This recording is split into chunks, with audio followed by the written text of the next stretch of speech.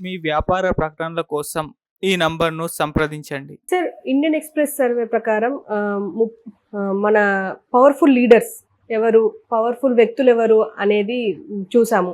అందులో రేవంత్ రెడ్డి ప్లేస్ కూడా ఉంది అని చెప్పేసి విన్నాము.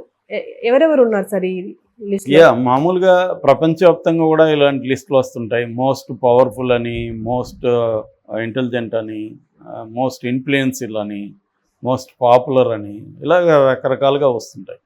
ఇండియన్ ఎక్స్‌ప్రెస్ గ్రూపు ఎవరి ఇయర్ మోస్ట్ పవర్ఫుల్ ఇండియన్స్ అని ఒక లిస్టు చేస్తుంది. ఆ లిస్టులో ఆశ్చర్యకరంగా జగన్ కంటే రేవంత్ రెడ్డి 15 స్థానాలు ముందున్నాడు. అది ఇప్పుడు ఆశ్చర్యం అన్నమాట. ఎందుకంటే మామూలుగా జగన్ చాలా పవర్ఫుల్ అని అందరూ అనుకుంటారు. నిజానికి రేవంత్ రెడ్డి 39వ స్థానంలో ఉంటే జగన్ 56వ స్థానంలో ఉన్నాడు. అంటే 15 స్థానాలు వెనకున్నాడు. మరి రేవంత్ రెడ్డి ఎందుకు ఇంత బలవంతుడు, జగన్ కంటే ఎందుకు బలవంతుడు అంటే పవర్ఫుల్ ఎందుకు అయ్యాడు అనుకున్నప్పుడు కొన్ని మనం చూడొచ్చు. అది చెప్పే ముందు అసలు ఈ లిస్టులో ఫస్ట్లో ఎవరున్నారు చూద్దాం. వీళ్ళకంటే వీళ్ళు 39, 56, ఇంకా ముందు ఎవరు ఉన్నారు. టాప్ 10 చూస్తే అందరూ ఎక్స్పెక్ట్ చేసేదే మోడీ ఉంటాడు. ఎందుకంటే మోడీ కంటే పవర్ఫుల్ వ్యక్తి దేశంలో ఇంకెవరు లేరు. చాలామంది ఏమంటారంటే కమ్యూనిస్టులు ముఖ్యంగా మోడీ కంటే కూడా అదానీ అంబానీలు పవర్ఫుల్ అంటారు. కానీ చాలాసార్లు ఎలా ఉంటుందంటే పవర్ అనేది ఒక దగ్గర ఒక కాలంలో ఒక దగ్గరే నిలబడిపోదు. పవర్ అనేది షిఫ్టింగ్ నేచర్ ఉంటుంది పవర్కి. అలాగే ఒక్కొక్కసారి రాజకీయ పవరే చాలా పవర్ఫుల్. ఒక ఎగ్జాంపుల్ చెప్తాను మీకు. జానారెడ్డి మన హోమ్ మినిస్టర్గా ఉన్నప్పుడు ఒక సంఘటన జరిగింది. నాకు ఒక ఎమ్మెల్యే చెప్పాడు ఆ సంఘటన. ఒక డబ్బున్న ఒక రిచ్ గై, ఆయన పేరు ఏదన్నా పక్కన పెట్టి ఎక్స్ అనుకుందాం. ఆ ఎక్స్కి ఒక ల్యాండ్ ఉంది. ఆ ల్యాండ్ పక్కన ఇంకెవరిదో ఒక ల్యాండ్ ఉంటే ఈ ఎక్స్ వెళ్ళి ఆ ల్యాండ్ని ఆక్యుపై చేసుకున్నాడు. ఈయనకి తెలియదు ఆ ల్యాండ్ ఎవరిదో అని చెప్పారు. కానీ అది బినామీది. దాని వెనక జానారెడ్డి ఉన్నాడు. ఆ జానారెడ్డి ఏం చేశాడంటే అప్పట్లో ఆయన హోమ్ కదా, వచ్చి ఈ ఎక్స్ని పోలీసులు పట్టుకుపోయి మామూలు కోటింగ్ ఇవ్వలేదంట, చిత్తకు కొట్టేశారు అతన్ని. మొత్తం లోపల ఎముకలంతా ఇరిగిపోయింది. ఆ స్థాయిలో కొట్టేశారు. అతను ఎంత లక్షలు ఇస్తానన్నా కోట్లు ఇస్తానన్నా పోలీసులు కనికరించలేదు. అతని దగ్గర కోట్లు ఉంది, 100 కోట్లు ఎంత ఉంది. కానీ ఆ 100 కోట్లు అతన్ని పోలీసుల నుంచి కాపాడలేకపోయింది. అప్పుడు ఇతను వచ్చి మా ఫ్రెండ్ ఎమ్మెల్యే దగ్గరికి వచ్చి, బాబు గురువు నువ్వు నాకు ఏం చేస్తావు చెయ్యి, నాకు ఎమ్మెల్యే సీట్ ఇప్పించు. సో ఎమ్మెల్యే సీట్ ఇప్పిస్తే నేను ఆ పార్టీకి 50 కోట్ల నుంచి 100 కోట్లు ఫండ్ ఇస్తాను. అంటే ఏమైంది సడన్గా నీకు ఎందుకు ఇలాగా అంటే అప్పుడు ఈ ఇన్సిడెంట్ చెప్పాడంట. అంటే డబ్బు కంటే కూడా పొలిటికల్ పవర్ అనేది చాలా స్ట్రాంగు. డబ్బు 100 కోట్లు నన్ను కాపాడలేకపోయింది, ఎముకలు ఇరిగిపెట్టి కొట్టారు, కోలుకోవడానికి 6 నెలలు పట్టింది. అదే పొలిటికల్ పవర్ ఉండుంటే నా దగ్గర నేను కూడా ఆ పవర్ ఉపయోగించి ఎస్కేప్ అయ్యేవాడిని అని చెప్పాడంట. అలా ఉంటుంది. ఒక్కోసారి డబ్బు పవర్ పొలిటికల్ పవర్ని కొనచ్చు, ఒక్కోసారి పొలిటికల్ పవర్ని కొనలేకపోవచ్చు డబ్బు. కాబట్టి దీన్ని జనరలైజ్ చేయలేం. అలాగా ఇప్పుడైతే దీని లెక్క ప్రకారం మోడీనే పవర్ఫుల్. నిజానికి మోడీ అనుకుంటే అంబానీని కంట్రోల్ చేయగలడు, అదానీని చేయడు. నేను నిన్ననే మోడీ బయోగ్రఫీ ఒకటి చదువుతూ ఉంటే బిగినింగ్లో సీఎంగా ఉన్నప్పుడు గుజరాత్ సీఎంగా ఈ బిజినెస్ ఆర్గనైజేషన్ సిఐఐ అనే ఆర్గనైజేషన్ ఉంటుంది, కాన్ఫెడరేషన్ ఆఫ్ ఇండియన్ ఇండస్ట్రీ. వాళ్ళు మోడీ ముస్లింలకు వ్యతిరేకంగా జరిగిన గోద్రా తర్వాత జరిగిన అరలలలో 1200 మంది ముస్లింలు చనిపోయారు. దాన్ని ఆ సంస్థలు ఖండించాయంట, వ్యాపార సంస్థలు. దాంతో మోడీ వాళ్ళ మీద పగబట్టి వాళ్ళకు పోటీగా తను ఒక గుజరాతీ వ్యాపారస్తులతో ఒక సంఘాన్ని డెవలప్ చేసి వాళ్ళని బాయ్కాట్ చేస్తే చివరికి వాళ్ళు సారీలు చెప్పి కాళ్ళబేరానికి వచ్చారంట, మోడీ కాళ్ళబేరానికి. ఆ స్థాయిలో ఆయన గుజరాత్ సీఎంగా ఉన్నప్పుడే వ్యాపారస్తుల్ని కంట్రోల్ చేయగలిగాడు. అప్పుడే ఈ అదానీని వీళ్ళని మోడీ పైకి తీసుకొచ్చాడు వాళ్ళకు పోటీగా, గుజరాత్ సీఎంగా ఉన్నప్పుడే. అదానీ తర్వాత నిర్మా గ్రూపు ఇవన్నీ మోడీ తీసుకొచ్చాడు. అంటే అంత పవర్ఫుల్ సీఎం అనమాట ఆయన. అట్టాడిది ఇవాళ పిఎంగా ఉన్నప్పుడు ఆయనకంటే అదానీనో లేకపోతే అంబానీ పవర్ఫుల్ అంటే అది మనం ఊహించుకొని చెప్పడం, కమ్యూనిస్టులు పాత నాలెడ్జ్తో చెప్పడం తప్ప కరెక్ట్ కాదు. So Modi number 1. Number 2 Amit Shah. Amit Shah కంటే నెంబర్ 2 ఎవరు లేరు.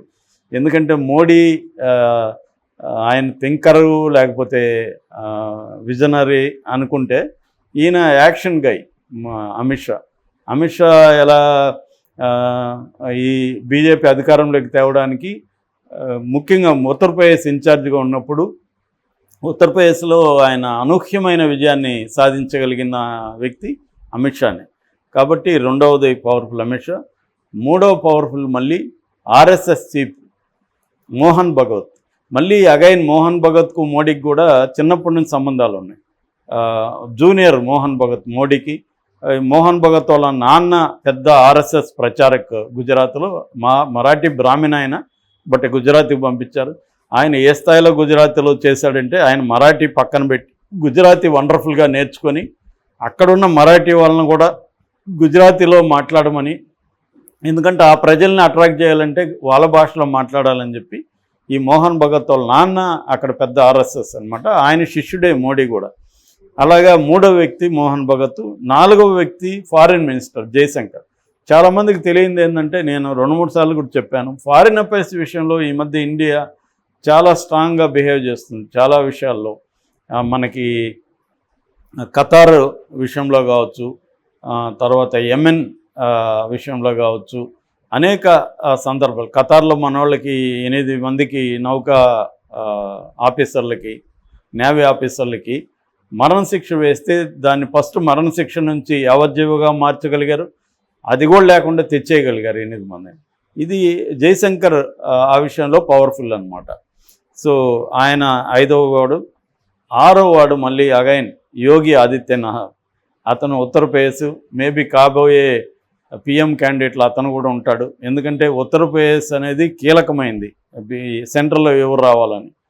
సో యోగి ఆదిత్యనాథ్. 7వ వ్యక్తి కూడా రాజ్నాథ్, రక్షణ మంత్రి రాజ్నాథ్ సింగ్. సో 8వ వ్యక్తి కూడా బీజేపీనే, నిర్మలా సీతారామన్ ఆర్థిక మంత్రి. 9వ వ్యక్తి కూడా బీజేపీనే, జేపీ నడ్డా. 10వ వ్యక్తి కూడా బీజేపీ కానీ ఇండైరెక్ట్గా బీజేపీ అదానీ. సో 11వ వ్యక్తి అంబానీ. సో ఈ 11 చూస్తే మనకు అర్థమయ్యేది ఏమంటే, దేశంలో బీజేపీనే హైలీ స్ట్రాంగ్ అని చెప్పుకోవచ్చు. ఇక రాహుల్ గాంధీ ఏమన్నా ఉన్నాడా ఈ లిస్టులో అనుకున్నప్పుడు ఉన్నాడు. ఆయన 16వ స్థానంలో ఉన్నాడు రాహుల్ గాంధీ. సోనియా 19వ స్థానంలో ఉంది. రాహుల్ గాంధీ కంటే కూడా ఒక మెట్టు పైన మమతా బెనర్జీ ఉంది. ఖర్గే ఆయన 36వ లిస్టుకి వెళ్ళిపోయాడు. సో కోహ్లీ 38వ లిస్టు, అంటే రేవంత్ రెడ్డి కంటే ఒక మెట్టు పెద్ద ఉన్నాడు కోహ్లీ. ధోని 58కి వెళ్ళాడు. ఆనంద్ మహేంద్ర ఆయన రెగ్యులర్గా ట్వీట్లు పెడుతుంటాడు, ఆయన 43. రోహిత్ శర్మ క్రికెటర్ 68. సారీ, ఇక్కడ నేను ఫస్ట్ లిస్ట్లో డివై చంద్రచూడ్ని మిస్ అయినా. ఆయన 4వ వ్యక్తి. ఈయన ఒక్కడే ఈ బీజేపీలో కాని వ్యక్తి. ఎందుకంటే ఈ మధ్య డివై చంద్రచూడ్ ఎంత పవర్ఫుల్ అంటే, మోడీ ప్రభుత్వం తీసుకొచ్చిన విధానాలను కూడా తిరగదోడుతున్నారు. For example electoral bonds Modi తీసుకొచ్చారు. దానివల్ల మోడీకి అంతులేని సంపద, మోడీ కంటే పార్టీకి, బీజేపీ పార్టీకి అంతులేని సంపద ఫండ్స్ రూపంలో వచ్చింది. ప్రతిపక్షాలకు ఎవరెవరు ఫండ్స్ ఇస్తున్నారో వాళ్ళ వివరాలన్నీ తెలుసుకొని వాళ్ళని బెదిరించడం ద్వారా ప్రతిపక్షాలకు ఫండ్ లేకుండా కూడా మోడీ చేయగలిగాడు. దాన్ని దెబ్బ కొట్టగలిగారు ఈ DY Chandrachud, chief justice of India. ఈయన 4వ ప్లేస్లో ఉన్నాడు. అంటే జయశంకర్కి పైన మోహన్ భగవత్ కింద. సో ఈ టాప్ 11 బీజేపీ ఉంటే అందులో 4వ ప్లేస్లో మాత్రం డివై చంద్రచూడ్ ఉన్నాడు. అది కూడా ఆయనకి ఇవ్వదగిన ఇదే. ఎందుకంటే మోడీ ప్రవేశపెట్టిన అనేక స్కీములను కూడా ఆయన గట్టిగా ఎదుర్కోగలుగుతున్నాడు. సో ఆయన చాలా లీగల్ సంస్కరణలు కూడా ఆయన చేస్తున్నాడు. లోకల్ లాంగ్వేజ్ల్లో కూడా కోర్టుల్లో చేయాలి అనేది. తర్వాత జెండర్ సెన్సిటివ్, ముఖ్యంగా వీళ్ళు థర్డ్ జెండర్గా పిలువబడే ట్రాన్స్జెండర్స్కి హక్కులు ఇవ్వడం, అనేక విషయాలలో ఒక రాడికల్ తీర్పులు ఇవ్వడానికి డివై చంద్రచూడ్ కారణం. సో అమితాబ్ బచ్చన్ 99వ ప్లేస్కి వెళ్ళిపోయాడు. ఆయన ఇప్పుడు యాక్టర్గానే ఉన్నాడు కాబట్టి. సో ఏదేమైనా మన తెలుగు రాష్ట్రాలలో ఇద్దరే ఉన్నారు. ఇద్దరిలో రేవంత్ రెడ్డి 39వ ప్లేస్లో ఉంటే జగన్ 56వ ప్లేస్లో ఉన్నాడు. సో జగన్కి ఏంటంటే జగన్ మోడీ దయాదాక్షిణ్యాల మీద బతికే పరిస్థితి ఉంది, కేసులు ఉన్నాయి. అందువల్ల ఆయన బలంగా కనిపించిన పైకి ఆయన బలహీనుడే. రేవంత్ రెడ్డికి అది లేదు. రేవంత్ రెడ్డికి కాంగ్రెస్ కూడా ఫుల్ ఫ్రీడమ్ ఇస్తున్నది, కనపడతా ఉంది మనకి. కాబట్టి తెలుగు రాష్ట్రాల్లో రేవంత్ రెడ్డి బలవంతుడు అనేది మనం ఓపెన్గా చెప్పుకోవచ్చు.